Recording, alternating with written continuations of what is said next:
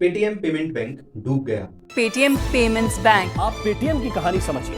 तो Paytm payment bank हम भी जानने की कोशिश करते हैं कि आखिर भारतीय रिजर्व बैंक ने पेटीएम पर क्या फैसला लिया। भारतीय रिजर्व बैंक ऑफ इंडिया ने पेटीएम पेमेंट बैंक को ऐसा फरमान सुनाया जिससे अब इसका बाहर निकलना मुश्किल ही नहीं नामुमकिन है। आपको पता है, व्यापारियों की एक संस्था है कैट, इसने सभी दुकानदारों से कह दिया कि पेटीएम के स्कैनर और साउंड बॉक्स हटा लो वरना रिस्क है। देखिए, अभी आप चाहें तो पेटीएम पेमेंट बैंक और उसके मालिक विजय शेखर शर्मा की किस्मत को खराब मान सकते हैं, लेकिन इस वीडियो में जब हम आगे जानेंगे कि पेटीएम पेमेंट बैंक बना कैसे और बनते ही इसने कौन कौन सी गलतियां कर दी, इसकी गलतियों पर आरबीआई ने कब, क्यों और कितने का जुर्माना लगाया, इनकी कंपनी में टेक्निकल फॉल्ट कौन कौन से हैं और कौन कौन सी बारीक गलतियां हुई जिन्हें लोग आज स्कैम कह रहे हैं। इस वीडियो को पूरा देखने के बाद आप ये तय कर पाएंगे कि इस कंपनी और विजय शेखर की किस्मत फूटी है या इन्होंने सच में गलतियां की हैं जिसका हर्जाना इन्हें आज भरना पड़ रहा है। तो आइए भारत माता की जय बोल के इस वीडियो की शुरुआत करते हैं।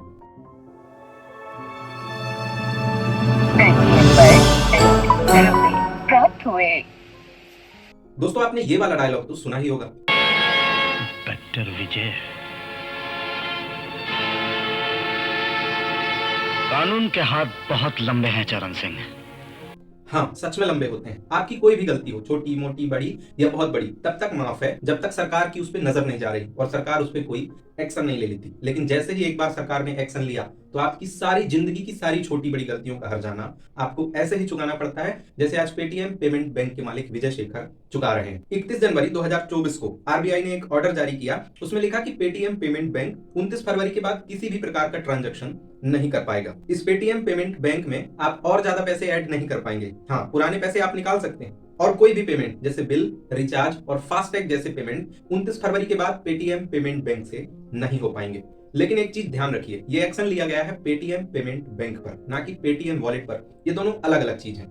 समझिए, पेटीएम एक मोबाइल पेमेंट प्लेटफॉर्म है जिसका मतलब है पे थ्रू मोबाइल। इसमें आप अपने किसी भी बैंक अकाउंट को इसमें ऐड करके मनचाही पेमेंट कर सकते हैं।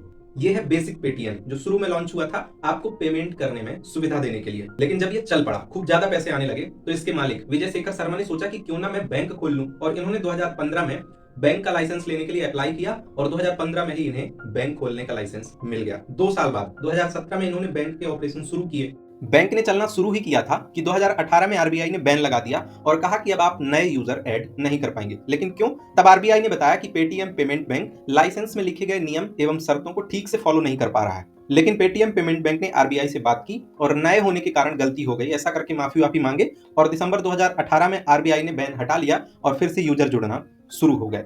अब आता है असली क्लाइमेक्स जिसकी वजह से ये नया नवेला बैंक डूब गया। देखिए, ये एक बैंक है तो इसमें खाते भी खोलने पड़ेंगे, तभी तो ये बैंक चलेगा। तो इन्होंने सबसे पहले अप्रोच किया अपने पेटीएम यूजर्स को कि आप हमारा ऐप तो चला ही रहे हैं, हमारे बैंक में खाता भी खुलवा लीजिए। पर जो पेटीएम चला रहा है उसके पास एटलीस्ट एक बैंक अकाउंट तो होगा ही, तो वो दूसरा बैंक अकाउंट क्यों खुलवाएगा? और काफी ज्यादा अप्रोच के बाद भी पेटीएम पेमेंट बैंक को नए खाता धारक नहीं मिल पा रहे थे। तब इन्होंने अपने कस्टमर्स की संख्या बढ़ाने के लिए एक ट्रिक खेली। आपको वो दौर याद है जब आरबीआई ने कंपलसरी कर दिया था कि सभी पेमेंट वॉलेट का केवाईसी होना जरूरी है। इसी ऑर्डर का फायदा उठाया गया और पेटीएम पेमेंट बैंक ने अपनी ट्रिक का इस्तेमाल किया। ऐसे इन्होंने अपने पेटीएम वॉलेट के केवाईसी फॉर्म में ही लिख दिया कि मैं पेटीएम पेमेंट बैंक में खाता खोल रहा हूं, और इस फॉर्म में साइन करते ही लोगों का पेटीएम पेमेंट बैंक लिमिटेड में खाता भी खुलने लगा और कस्टमर को इसका पता भी नहीं चल रहा था। तो जितने लोगों ने केवाईसी करवाया लगभग सबका खाता खोल दिया गया। लेकिन अभी भी पेटीएम पेमेंट बैंक संतुष्ट नहीं हुआ, तो इन्होंने अब अपने एम्प्लॉय को कहा कि अब आप एक खाता खोलेंगे तो आपको 50 रुपए इंसेंटिव दिया जाएगा। और इस इंसेंटिव की घोषणा करते ही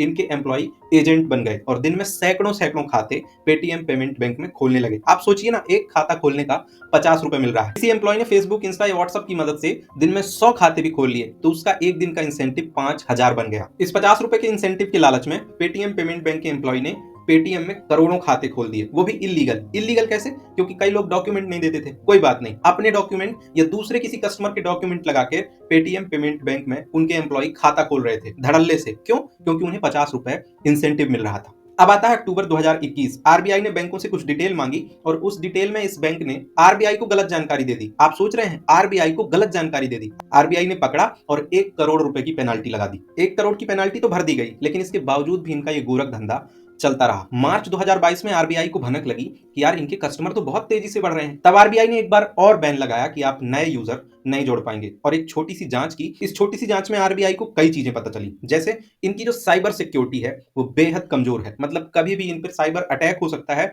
और लोगों का पैसा और लोगों के खाते चोरी हो सकते हैं। दूसरा, इनकी जो डिजिटल मशीनरी है वो इतनी ज्यादा गड़बड़ है कि जैसे आप एसबीआई में खाता खुलवाएंगे, आपके पास एक खाता है, आप दोबारा खाता खुलवाने जाएंगे तो एसबीआई की मशीनरी बता देगी कि इनके पास एक पहले से खाता है। लेकिन पेटीएम पेमेंट बैंक में ऐसा कुछ नहीं है। आप एक बार खुलवा लीजिए, दूसरी बार खुलवा लीजिए, तीसरी बार, जितनी बार मन चाहे उतनी बार खुलवा लीजिए, तो ये डेटा को जो डिटेक्ट करने की कैपेसिटी है वो इनके सिस्टम के पास है ही नहीं। फिर तीसरा, इनका जो सिस्टम है वो एंटी मनी लॉन्ड्रिंग के कुछ नियमों को फॉलो करता ही नहीं है। चौथी और सबसे बड़ी चीज, देखिए किसी भी बैंक का सर्वर अलग से होना चाहिए, लोगों की पर्सनल डिटेल होती है, लोगों के पैसों की डिटेल होती है, लेकिन इनके पास ऐसा कुछ नहीं है। इनकी जो पेरेंट कंपनी है 197, उसका जो सर्वर है, उसी सर्वर में आपके खाते और आपके पैसों की डिटेल सेव हो रही है। अब ये खतरनाक क्यों है? क्योंकि इसमें ज्यादा इन्वेस्टमेंट चाइनीज लोगों की है, तो चाइनीज लोगों के पास हमारे पर्सनल डेटा का सेव होना खतरनाक ही है। तब आरबीआई को लगा कि भैया कुछ ना कुछ गड़बड़ चल रहा है, तो इन्होंने बोला कि कंपनी का ऑडिटर छोड़िए, हम बाहर से एक ऑडिटर आपके यहाँ भेजेंगे जो हमें रिपोर्ट देगा कि आपके कंपनी में सब काम ठीक से चल रहा है या नहीं। तो जो बाहर का ऑडिटर अंदर गया, उसने जो रिपोर्ट सबमिट की वो तो और ही खतरनाक है। उस ऑडिटर ने बताया कि कंपनी आरबीआई तक के निर्देश को रख लेती है कि हाँ करेंगे, हाँ हम सुधार लेंगे, लेकिन करती कुछ नहीं है। आप सोचिए ना कि आरबीआई पूरे देश के बैंकों का बैंक है, महाबैंक है, उसका आदेश ये कंपनी नहीं मान रही है। और इस वीडियो की सबसे शॉकिंग चीज पता है, पेटीएम पेमेंट बैंक के पास अकाउंट कितने हैं? 35 करोड़, लेकिन इनमें से एक्टिव कितने हैं पता है? केवल 4 करोड़। और वो भी इन 4 करोड़ में से भी किसी में केवल कुछ पैसे पड़े हैं, और 4 करोड़ में भी से बहुत कम अकाउंट हैं जिनमें रेगुलर पैसे आते या जाते हैं। है ना शॉकिंग? 35 करोड़ में से केवल 4 करोड़ चालू हैं, मतलब 31 करोड़ ठप्प हैं, बंद हैं, उसी धांधली से खोले गए हैं जिसमें किसी का पैन कार्ड लगा है, किसी का आधार कार्ड लगा है, वही 50 रुपए इंसेंटिव वाले ये 31 करोड़ खाते खुले हैं। ठीक है, मोटा मोटा आप समझ गए होंगे कि क्या प्रॉब्लम हुई जिसकी वजह से ये पहाड़ पेटीएम पेमेंट बैंक के ऊपर टूट गया। अब आपको क्या करना है ये देख लीजिए। यदि आपके पास पेटीएम एप्लीकेशन है और पेटीएम वॉलेट में आपके पैसे हैं, लेकिन आपका अकाउंट पेटीएम पेमेंट बैंक में नहीं है, तो आपको कुछ नहीं करना है, आपको कोई प्रॉब्लम नहीं है। आप बढ़िया पेमेंट कर सकते हैं, मूवी टिकट बुक कर सकते हैं, शॉपिंग कर सकते हैं, बिल, रिचार्ज, फास्टैग सब कुछ कर सकते हैं। दूसरा, आपके पास पेटीएम एप्लीकेशन तो है ही, साथ में पेटीएम पेमेंट बैंक में अकाउंट भी खुल गया है उसी धांधली से। तो आपको क्या करना है कि 29 फरवरी से पहले उस बैंक अकाउंट के सारे पैसे ट्रांसफर कर लेना है। लेकिन यदि आपने उस बैंक से फास्टैग रिचार्ज कर लिया है या किसी वॉलेट में डाल दिया है, तब भी घबराने की जरूरत नहीं है। 29 के बाद भी आपके उस वॉलेट से पैसे निकल सकेंगे, लेकिन जमा नहीं हो पाएंगे। आपको पता है कितने पैसे फंसे हुए हैं? 3 से 4 हजार करोड़ रुपए पेटीएम पेमेंट बैंक में इस तरीके से फंसे हुए हैं। तो फास्टैग वालों को भी सॉल्यूशन मिल गया। अब तीसरी चीज, आपको अपनी यूपीआई आईडी चेक करना है। आपकी यूपीआई आईडी में लास्ट में @पेटीएम तो नहीं लिखा। यदि नहीं लिखा तो कोई बात नहीं, लेकिन यदि लिखा है तो गड़बड़ है, क्योंकि 29 फरवरी के बाद आपकी ये वाली @पेटीएम वाली यूपीआई आईडी इनवैलिड हो जाएगी। क्यों पता है? जैसे फोन पे की यूपीआई आईडी के लास्ट में आपको लिखा मिलेगा @YBL, मतलब इनका नोडल बैंक